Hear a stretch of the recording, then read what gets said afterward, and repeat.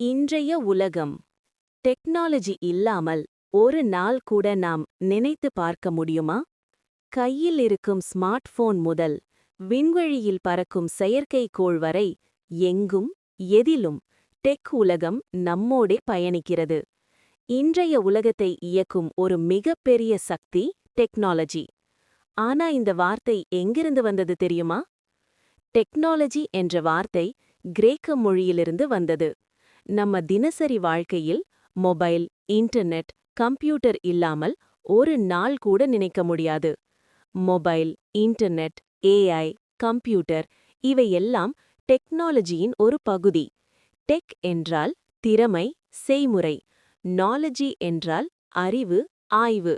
இந்த இரண்டும் சேர்ந்ததே டெக்னாலஜி.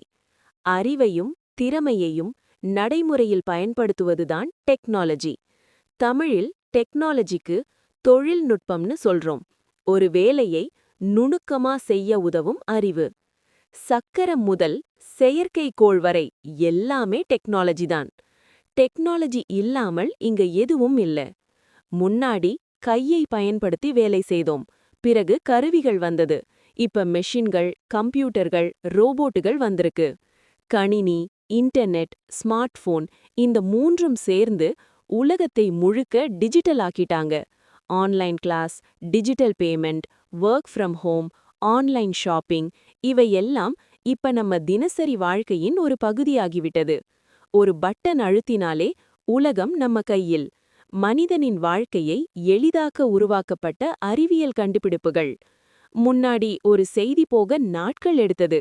இன்னைக்கு ஒரு வினாடியில் உலகம் முழுக்க போயிடுது. இப்ப டெக் உலகத்தில் அதிகம் பேசப்படுவது ஆர்டிஃபிஷியல் இன்டெலிஜென்ஸ், ஏஐ.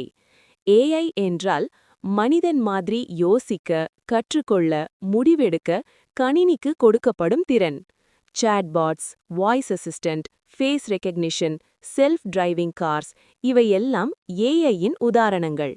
இனிமேல் வேலைகள் மாறும், புதிய வேலைகள் உருவாகும். அதனால ஏஐயை பயப்படாமல் பயன்படுத்த கற்றுக்கொள்ளணும்.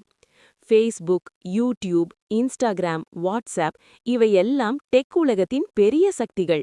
ஒரு சாதாரண மனிதனையும் ஒரே ஒரு வீடியோ பிரபலமாக மாற்றிடும் சக்தி இந்த சமூக ஊடகங்களுக்கு இருக்கு.